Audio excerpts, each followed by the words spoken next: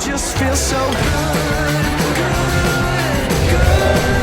I just feel so good, good, good. I just feel so good. Well, welcome everybody. Thank you so much for coming to this session. I know that the competition is Pinterest, which is basically like I don't know. That's tough competition. So thank you all for rejecting the Pinterest cult for a moment at least. You can go back to pinning things in the next 45 minutes. But I'm excited to talk to you today about passion in our lives and how we work the most effectively and how we can sort of like improve on the stuff that sort of trips us up sometimes.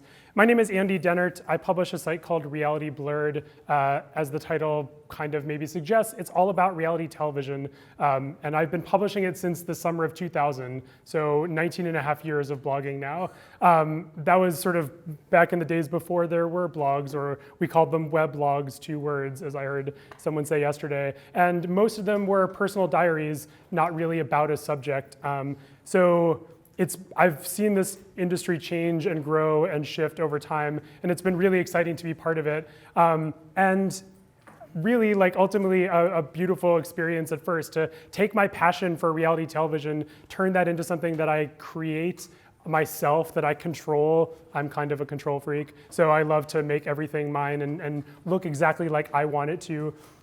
And that's just, it's amazing. And then also sometimes making a little bit of money from it too, and being able to discover, and that was in the BM days before Mediavine was a little bit of money. And then now, obviously, it's become more sustainable and more than just something that can pay for itself. So yeah, all really good and really exciting. And I think it's such a privilege to be able to do this kind of work and for all of us to be able to share what we care about with the world.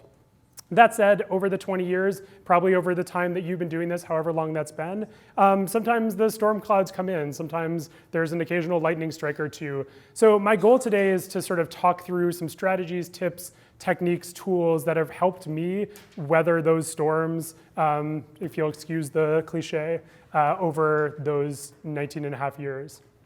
So let's just talk first about the stumbling blocks and then get those out of the way. So these are basically the things that come up over time and that just kind of maybe trip us up. Maybe they're actually weeds that we need to get rid of. Maybe they're actually beautiful flowers that we think are weeds, and we still have to get over the fact that they're not just weeds that we need to pick out. So let's talk about some of those and what they've been for me over time.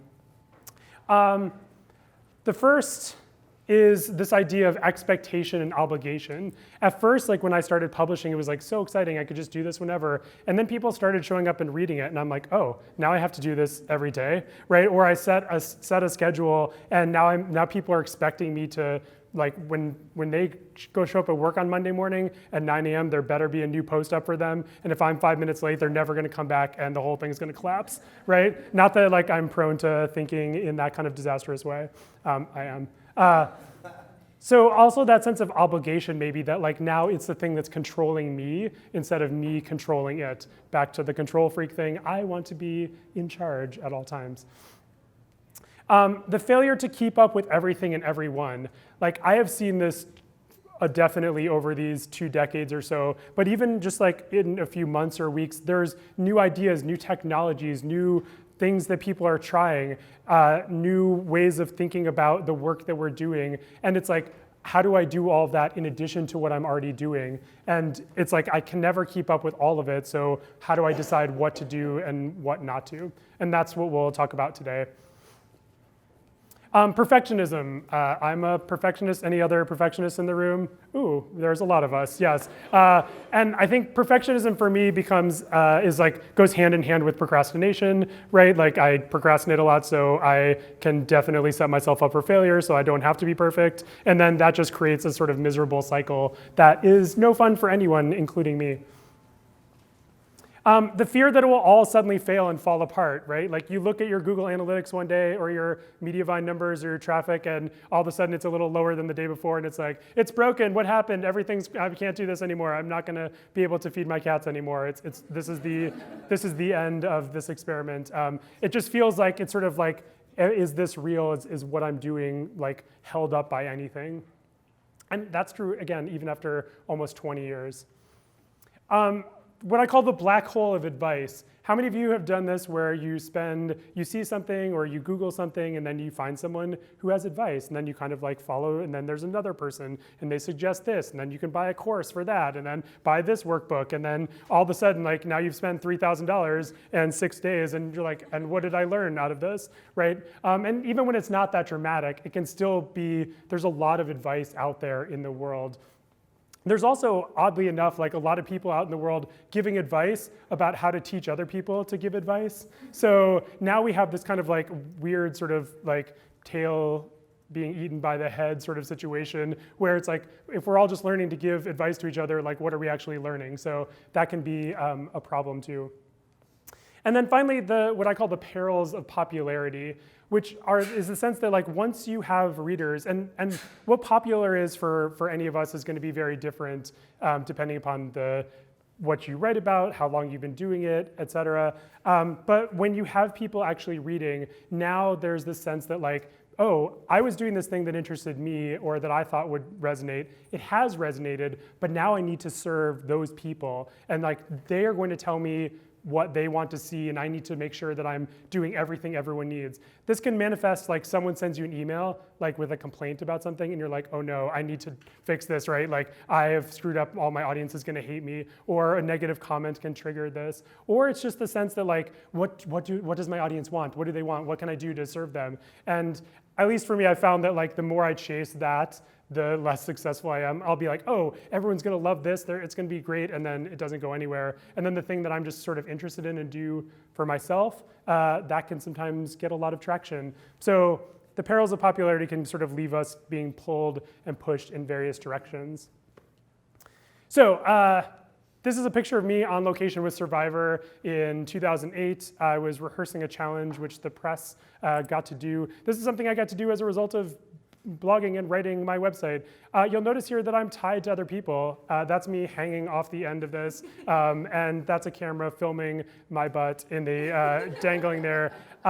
This is kind of how I feel sometimes, is stuck and just like, I can't move. I don't know what to do. Is it like, are other people holding me back? Do I need to cut the rope? Like what are we gonna do when we're in this situation where we feel like we are just dangling? So I have advice and emojis, and a line from Mrs. Doubtfire. Shout out to Mrs. Doubtfire. So let's talk about some solutions. Breaking these up into various categories, and I have some resources and tips and websites and stuff to share with you along the way. We'll start with leading with your strengths.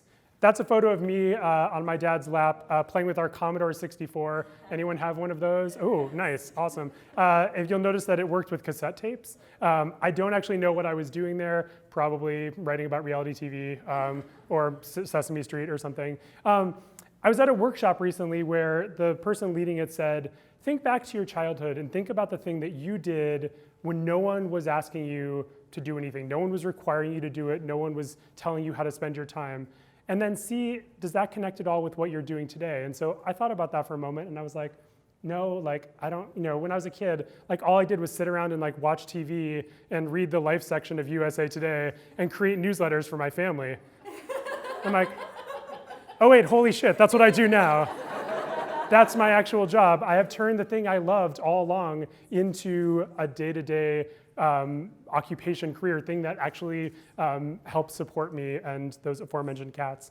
So leading with your strengths is all about knowing what you're good at and then doing more of that instead of doing more of what you're not good at. So I have a couple of pieces of advice for how to sort of figure our way through this. The first is StrengthsFinder. It's the book on the right over there. This is from Gallup, and basically you buy the book, it's 10 or 15 bucks on Amazon, and it comes with a code to take a quiz online. Takes about 30 or 45 minutes. And at the end, they give you your top strengths out of a group of 34. So instead of like Myers-Briggs, where you're one of 16 categories, here you're like one of several million possibilities. And it's saying like, here are the things that you're best at. What's really cool about the book is that it says, if you have this strength, here's how to interact with the world, and also how other people can interact with you. So it gives you a good sense of like how to deal with your strengths and what to do with them. That's very much about strengths based on skills. Whereas the VIA Character Strength Survey, which is the second bullet point there, that's all about the strengths relating to character, to your personality, to the way you maybe interact with other people. I mean, that's definitely is part of StrengthsFinder too. But it's giving us a little bit more into the personality zone instead of the like skills and output zone. But both together will give us a lot of good information and sort of tell you, like, here's the stuff that you're really good at.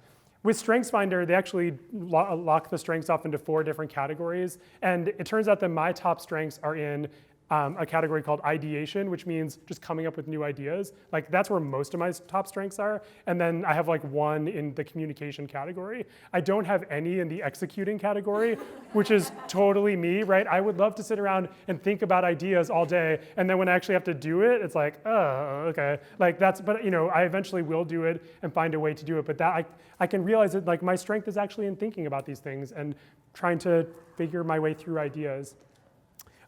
It's also fun to do if you're in a group or in a project with other people or with your team, especially if you graph it there. It's so fascinating to see like, oh, we have no strengths in executing. That's going to be a place that we're going to really struggle. So we're going to need to figure out how to do that. Or here's where all of our strengths are and like how can we align people based on that. The last resource that I recommend here is a book called The 4 Tendencies. Has anyone taken the 4 Tendencies quiz? Actually, what's your tendency? Yes, the rebel. So Gretchen Rubin divides the world into divides people into 4 categories based on how we deal with expectations, internal expectations and external expectations. I'm a questioner, which means that expectations for me are all about trying to figure out I have to do the research, I have to ask questions, I have to like spend time figuring out what all of my options are. There are obligers, people who will absolutely automatically do what other people want them to do. Rebels will do what no one wants them to do, including themselves. They're the most challenging to deal with. I know some rebels, so I feel for you. Honestly, taking this and figuring this out has revolutionized my way of thinking about relationships in my life, both professional and also personal. Once my husband and I did this and we found that he is an obliger and I'm a questioner, it made everything make so much sense all of a sudden. When some family member says, do you want to do this weekend? He will say yes immediately. And I will say, what? No, hold on, brake pedal. Like, we have to look at our calendar. We have to think about this. What about, like, I have to look at all the options first and know and feel comfortable. And that's just that's my tendency coming into play. So it's really useful just to think about like, how are you going to deal with expectations? Do you need external motivation? If you're an obliger, it's gonna really help you to have accountability partners in the world. By the way, obligers don't really have good accountability partners with their significant others or spouses. They become sort of merged in with who you are. So you're not gonna be obligated to yourself. So thinking about like where those expectations are, or if you're somebody who questions, just build that into your schedule that I need time to plan to do research. Okay, the next, embrace who you are and what you want. And there's a unicorn picture there. I guess that's a unicorn. So the idea here is that I want you to start thinking about what you do and what you want out of this. Like when you started your site, what was your goal? Where is it now? Is it changing? Is it going to be changing in the future or something like that? The best framework for this that I have come across is Liz Gilbert's framework for what she wrote on Facebook is how we spend time in life. She's the author of Eat, Pray, Love and several other books, including one we will talk about in a moment. But she breaks down our work and how we spend time into 4 categories. And I bet you will notice that your blog, your site, falls into one of these categories. First, hobbies. Hobbies are just the things that we do that give us joy and pleasure. We might not be good at them. They might not give us anything externally, but they give us some internal satisfaction and we do them and they're fun. Would anyone say that your blog or your site is a hobby at this point, or something that you're kind of doing? One person, that's okay. And maybe that's because like people traveling here, right? You might like think of your as something a little bit higher than that. The next category is job. Jobs are the things that pay us money that we need in order to pay our bills, in order to get food, to pay our cats, to feed our cats. It's basically the same thing though, right? They're demanding and they want it. Jobs, like some people have multiple jobs, some people have one job. And for sometimes it's like, it's good to think like, is your blog a job? Is it something that just brings in money for you? Or is it a career? Is it a job that you love? Is it the thing that like really does give you fulfillment? And like, I've noticed that over time, like my site and Reality Blurred has sort of like switched between these two categories sometimes and felt like some days it's kind of job-ish, some days, and then like some years, I think it's definitely moving more solidly in that career direction.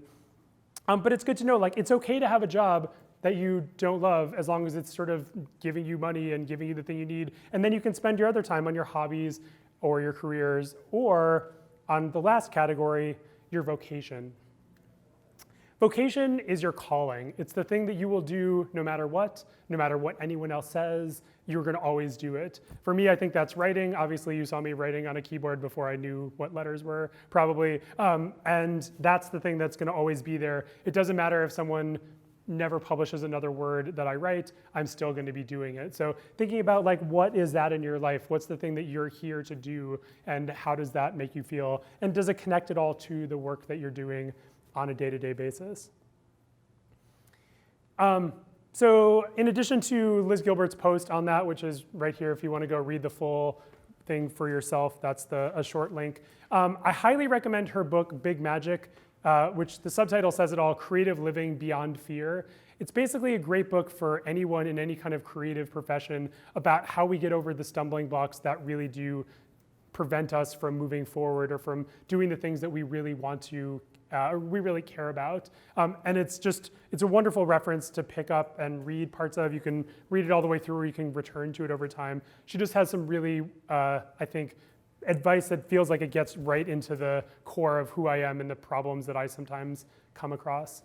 For anyone doing any kind of writing, I highly recommend Anne Lamott's Bird by Bird. The subtitle, Some Instructions on Writing and Life, is one that I think kind of undersells the book. It's so beautifully written, so engaging, so fun to read, but she also gives just some incredible, specific, pointed advice for writers, including, and I think this is the one that I've taken away the most, is to give yourself permission to write what she calls a shitty first draft. To allow yourself to just do it and let it be bad, and then go through and do editing, then go through and make it better.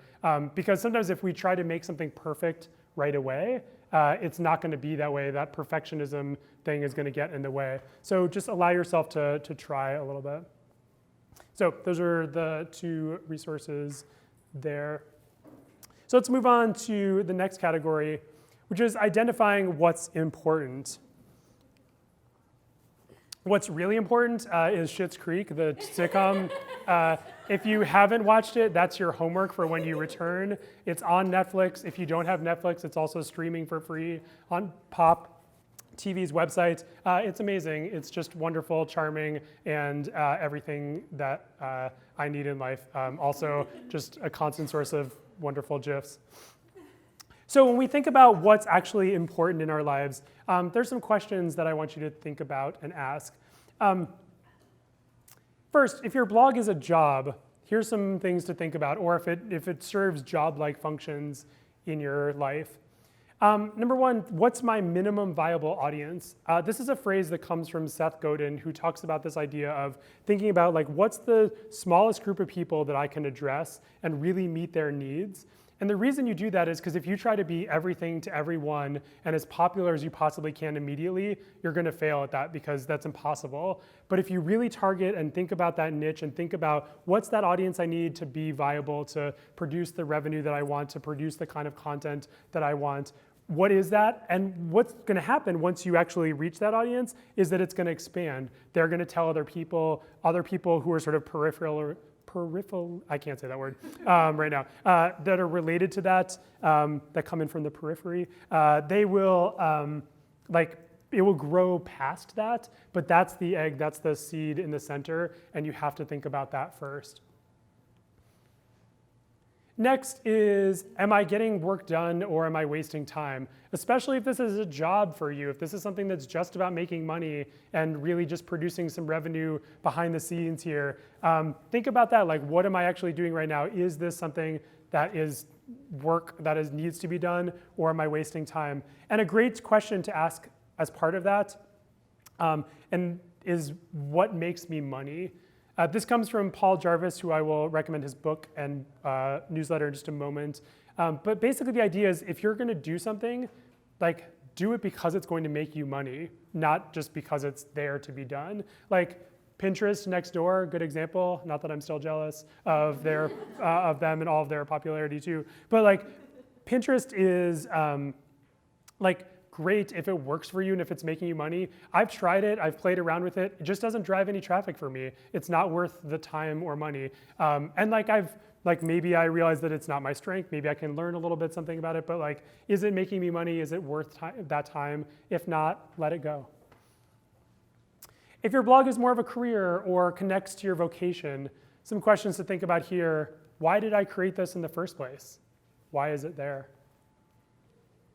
How does my vocation manifest in my work, and how can I make it manifest there more? If you're like deciding what to write, maybe write something that really does like feed your soul instead of just feeding the Google search engine, or like the keywords that you think need to be met. Like you can still find the keywords for the thing that meets your soul needs, but you can like connect those two things together. Think about, do the Marie Kondo thing, right? Like what sparks joy for you? If it sparks joy, you keep it. If it doesn't, you thank it and throw it away forever. Sparking joy, like whatever, you can replace joy with another word or define joy however you want, but just think about like, it's essentially what works for you. If it doesn't work for you, stop doing it by all means. And just one more thing on the questions.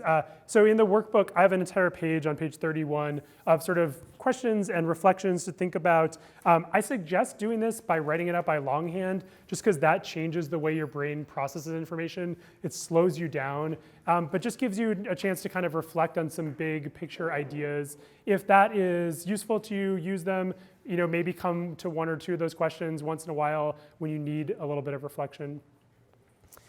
So the next tool here I'm going to talk about is this friend, the Eisenhower matrix or the Eisenhower box. How many of you have encountered this before? Oh, a couple of you, great. It sort of was developed, I don't think Eisenhower himself like drew this box, but there's a quote where he talked about doing things that were important and urgent, and then someone created this template out of that. The idea is to think about in your life, what are the important things and what are the not important things, and then what is urgent and what's not truly urgent. There's a copy of this also in your workbook that you can use to actually write in, or I actually don't like sit down and actually write things out in this, although some people do and it can be really useful. But I just like to keep it in the back of my head to think about what exactly is useful here and what am I doing. So if something is really truly important and urgent, that's the thing we're going to do right now, because is it truly urgent? I think that's a question, though, that we need to ask ourselves often is like, is this urgent or does it just seem urgent? Because things can seem urgent, especially in our era of notifications and dinging bells all the time. If something is not important, but it's urgent, so it's sort of like demanding attention, but it's really not important, that's the thing to delegate to yourself or to your team. When I try to delegate those tasks to my team, they just stare at me and ask for more cat food because they're not a great bunch of coworkers. They're just really demanding. So my team is me and me alone. I don't work with anyone else. But I can delegate something to myself and say, I will work on that next week, or I have a block of time this Saturday when I will work on that. But if you have a team, think about giving those tasks to them. If something is not important and not urgent, why are we dealing with it? Like, let it go. It's bad. It's that brown color. It's yuck. Like, we don't need to even pay any attention to it. And if it's not urgent and it's important, that's something that you really need to make time and space for, and to really just give yourself those moments to think about what, like, these are usually the things that really matter to us in our lives, and that we really want to be doing, but because they're not urgent, they're not going to get our attention and that can be frustrating. Sometimes that can even be something as simple as just going out for a walk to clear your head, and it's like, I don't have time to do that right now. I have to do all this other stuff. But those walks can be extremely important. I'll come back to that in a second with some resources. So this is the Eisenhower matrix. I kind of just created another version of it that's also in your workbook for you. I switched the axes to sort of make us think a little bit differently, but I broke it down into things that must be done for your site and things that are optional, and things that you love to do and things that you dread doing. So breaking it down into these categories can help us think about like, what should I actually prioritize? What should I give my time and attention to? What should I delegate to my cats? If it must be done and you love to do it, amazing, yay, win, like let's do that. If it's optional, but you love to do it, like that's probably where creativity and vocation really lie. Go for it, like enjoy that, embrace that creativity and find time for that. If you dread doing it, but it must be done, that's again the time to delegate to your team, to yourself, to external people who know how to do this, to experts. And if it's optional and you dread doing it, just say no and let it go, and don't proceed past go. Okay, some recommendations here. So I mentioned the idea of sort of like just going on a walk for a second. I highly recommend Manoush Zomorodi's book, Bored and Brilliant. The subtitle is How Spacing Out Can Unlock Your Most Productive and Creative Self. She talks so well and just with as just fascinating ways about how we have essentially cluttered our minds full of things to do, and as a result, we don't have time or space to be creative in the same way that we used to be. And so she gives us a lot of good advice there. This was born out of a podcast that she did called Note to Self, which I still highly recommend to go back and find it. And to listen to the episodes about being bored and brilliant, she kind of works through some different exercises there. I also recommend Paul Jarvis's book. He was the person who asked that question, what makes you money? That actually came from his Sunday Dispatch. He writes a once-a-week newsletter that goes out to people who've subscribed to it. And he's really great at talking to people like us, to solo entrepreneurs or people who are individuals running small businesses. And he just came out with a book called Company of One, which, as you can see from the subtitle, why staying small is the next big thing in business. As you know, like our sort of society and our push from venture capitalists and from everybody else is like, grow, grow, grow, get bigger, bigger, bigger. And his thing is like, why do that, right? Like, why not just find out what actually works for you, what gives you the kind of money or income, or like just makes you feel good about things, and that's enough. So he has lots of good strategies and tips, both in his newsletter and in the book. Okay, the next thing is about focusing your attention and awareness. I want you to try to be as focused as this cat is, clearly, because that person who's being annoying is not bothering it at all. I have a thing with cats, as you can see. There's several more cat things coming, so just wanted to prepare you. So the first thing here is just like actually being focused. I think many of us have maybe read about the idea that multitasking is not real. Our brains are not capable of it. I know this, I've read about it, I've read the research. I still try to do it. I do it all the time and try to catch myself when I'm doing it, because your brain is just switching back and forth between things and not being as good at either of those things as it would be if you were just focused. So how do we actually focus? I will suggest briefly that I think mindfulness and meditation are wonderful, especially for those of us who are staring at screens all day. I used to think of mindfulness and meditation like I have to clear my mind and sit in like a lotus position and like be zen, which is impossible. So how can I do that? And then I was introduced to Dan Harris, the journalist from ABC News, who wrote a memoir called 10% Happier about having a panic attack on air and then finding his way to meditation as a way to deal with that. And the great thing I love about his work is that he talks so much about meditation in just a really simple way. He basically says that meditation has a marketing problem and that we're not talking about it well. He now has an app called 10% Happier, and then a new book, Meditation for Fidgety Skeptics, if you were that person, which is very much the how-to book. But I'll just paraphrase some of his advice, which I think is so valuable, which is the idea that like doing 1 minute of mindfulness most days can start to change your brain and change the way that you deal with the world. And what that means is just sitting, focusing on your breathing, for just sitting there. Your brain will wander away, start thinking about something that you have to do, and then you'll notice that, and you'll bring it back and start focusing on your breath again. And what Dan says that I love is that the moment when you notice your brain has moved away, that's not the failure, that's the win. That's us training our brains to be focused, to be really on the center line when we need it to be. A couple other things that I found to be useful for helping my focus. This comes back to knowing yourself, but I work really well when I'm around other people. I belong to a co-working space for that reason.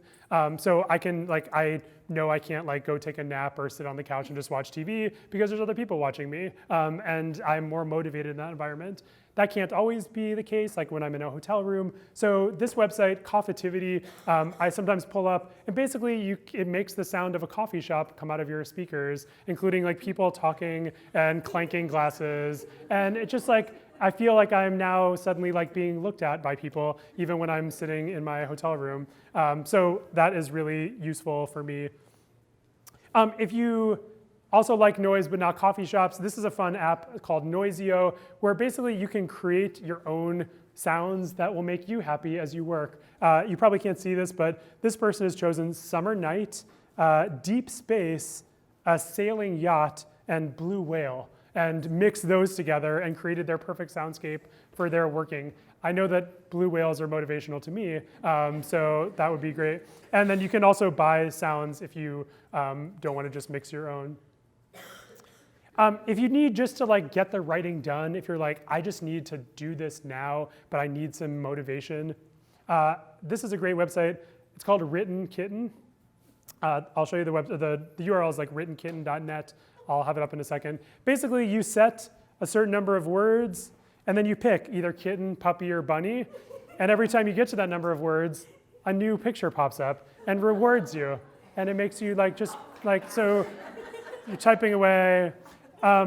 Since, of course, this is just in your browser, it's not saving, so just be mindful of that, copy and paste it and save it frequently. But it can be a nice way to just to get through, I got to get through this post, so I'm going to get some motivation here. If you work better with consequences instead of motivation, I have some advice for you, or a tip, which is this website called Write or Die. As you can see, you can set various things, a word count, words per minute, a time goal, a grace period for how long you can pause. If you fail at this, you can set different consequences, like a horrible noise coming out of your speakers, spiders running across your screen. There's other options. But my very favorite option here is kamikaze mode. If you turn that on and you don't meet your own goals, it starts deleting what you wrote backwards, one letter at a time. So there's some motivation. I'm motivated by cats, not by that. But if this will help you, please do use it. So here's the URLs for these various things. 10% Happier by Dan Harris. He has lots of products under that banner. Coffeetivity, Noisio is the app, and then writtenkitten.co is the site, or writeordie.com if you want to check those out. Okay, a few more things, and I'll take some questions here. So next is just know that it's okay to seek out help. At the beginning, I talked about the black hole of advice, and I think that sometimes it's good to just I'm just going to focus on what I'm good at and what I want to do and make it work. But it is okay also to reach out when you need help from other people and to know when to press that button. It's helpful to sometimes think of it as a button or actually calling for help rather than the first thing you do, though. Do I really need to ask somebody else for this? Do I need to hire somebody to do it? Or is it something that I can do? But when you do need that help, reach out, let experts handle things for you. And then finally, give yourself permission to try and to fail.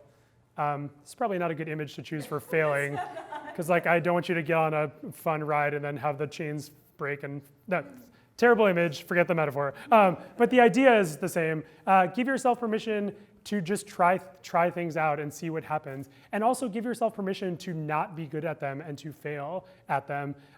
Whether that's the just crappy first draft that we were talking about earlier from Anne Lamott, or just trying a new type of thing on your site and seeing if it works or not. Over 20 years, both on my site, Reality Blurred, and just in life, the biggest moments of success that I've had have always come after my biggest failures. And I do improv as a hobby, very much a hobby in that framework there. And that's something we practice all the time, is like how to fail and just enjoy it and have fun with it. And it's something that our brains like really don't like doing. But when we do fail at something, we learn so much and we can grow from that. So be okay with the fact that sometimes you'll do something and it won't work, and then you'll figure out why, and you'll do it better the next time, or it will help you. I promise it will. So that is all I had. Thank you so much for your time and attention. We have about 8 minutes for questions, so I'd love to answer anything or have any tips or advice that if anybody wants to share that came up for you as we were talking, I'd be glad to just talk about those. Yes? Thanks for all the book recommendations, by the way. That's really helpful. You're welcome. Just curious with your site, as long as you've been at it, like, do you have some examples of things from that quadrant, like things that must be done that you dread to do, that, or anything like that that you've just personally experienced?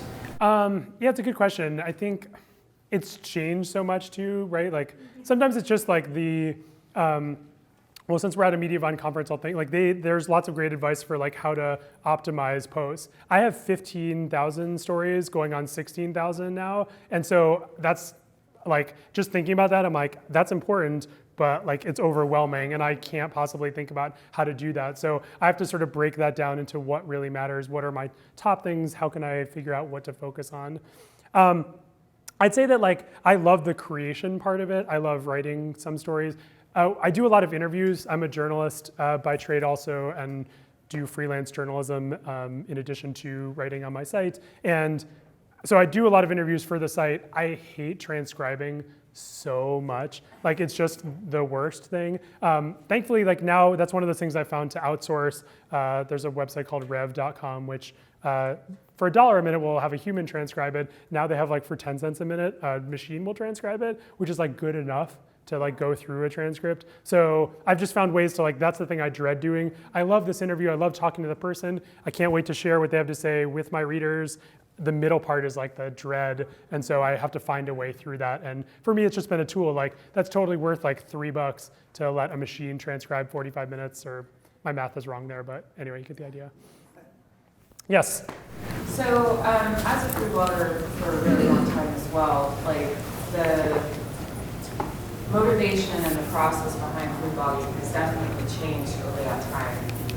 I'm assuming it's the same in reality TV blogging, because reality TV has changed tremendously in that time. Is there anything that like you keep going back to keep yourself motivated on the subject matter?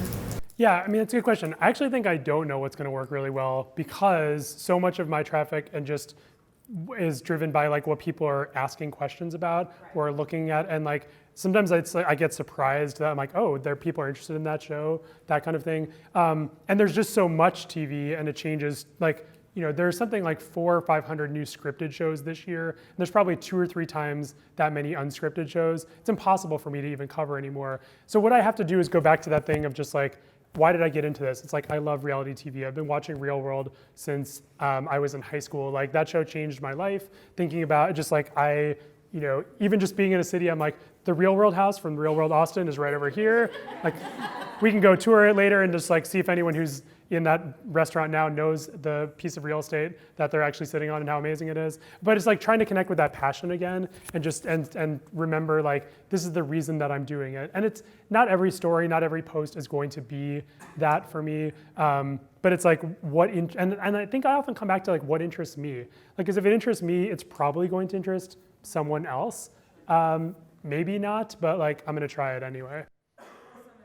The older like Food Network shows that we reviewed or recapped on Food Fanatic, and we don't do it anymore, but sometimes I know that it's like rerun somewhere, because all of a sudden we'll get a flurry of comments and I'm like, what is happening? Yeah. And that show's like 6 years old. Like that actual episode is 6 years old. Exactly. Yeah, exactly. Just like that one single thing. And that's like, I would love to write about more. It's like, but there's also too much sometimes. So like, if you tried to, like this week, the Food Network premiered 3 holiday baking shows. Like, how do you even keep up with that? You know, and that's on one night. So it's a lot. And that's why I think the prioritizing is really important, and just kind of thinking about what does matter to you. Great. Question up here, and then, oh yeah, sorry. Sorry, I was just gonna follow up with his question, the first question. Yeah. It was, I'm curious to know what are the things that you did in that 19-year span that really pushed you forward. And like, I guess I would say like every career has their like, you know, big spikes and stuff. So what were those for you? Yeah, that's a fantastic question. I think a lot of it tended to be external to me and then noticing how that affected me. So I started as just someone who loved television and was just writing about it. I also got fired from another job recapping the real world. And I wrote about that on my site several years ago. So I just needed a place to do this. And so it started as this one thing. About 8 years into it, I applied repeatedly to join the Television Critics Association, which provides some level of access to talent and producers at events that it puts on as television journalists. I got rejected multiple times, and like once I actually got accepted and my criticism and my writing was validated sort of externally, that just changed my own mindset, like, oh, maybe I'm good at this. And so like, I hate to say that external validation helps, but it does, right? And now 10 years after that, I'm on the board of directors of the Television Critics Association. So I'm like, I've gone from like just writing about TV in before and after work in my spare time to now like helping to shape what TV critics are, you know, seeing and doing. And like, that's like really amazing and surprising to me. So I think that's been one thing that I found that's helped.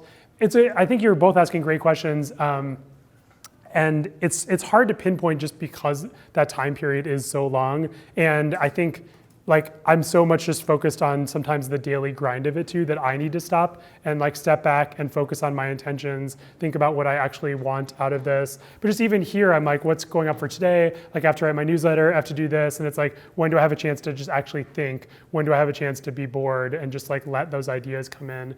So. Yeah, I wish I had a better answer, but I appreciate you getting me to sort of think about this and like helping me find my way through it. Yes? So one, my blog, it wasn't exactly, I started it from a hobby. It's DIYs, crafts, but it wasn't actually a hobby to start. I started it with the intention of hopefully making money off of it. And now sometimes though, because I mean, I love to create, like it really is like what drives me is creating. But sometimes now creating feels like a job. So how do you like come back to bring your passion back to your passion? You know, does that make sense? Yeah, well, I think like just knowing one that like if it is a job for you and you want to turn it into a career, it's like reconnect with the things that got you into it in the first place. What were those things? Like some of those questions in the workbook might help you find your way to that. But just like, what was it what gave me that spark of joy originally? What are the things that really got me excited about this? And how can I find my way back to those? Or how can I find new things that do something similar? Or it's also just being okay with the fact, I think, that sometimes jobs just have parts that suck, right? And that we don't, exactly. And so like all of our work is gonna be sometimes things that are monotonous or not that thrilling, but are necessary. And it just balance those with things that do give you that full spirit and that really do connect with your vocation, passion, hobby, whatever it is. So I think we're out of time. Thank you so much. Glad to answer questions in the hall before the next panel comes in, but thank you again.